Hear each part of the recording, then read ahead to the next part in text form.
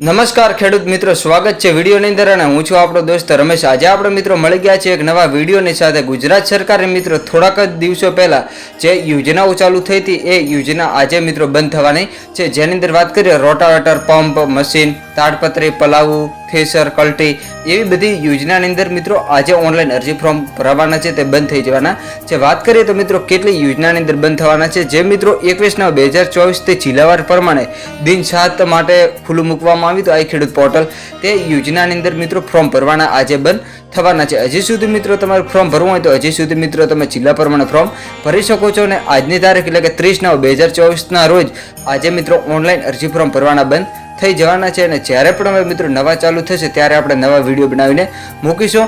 અને હજી સુધી જો તમારે ફોર્મ ભરવું હોય તો ઓનલાઈન અરજી ફોર્મ ભરી શકો છો અને લાભ પણ મેળવી શકો છો।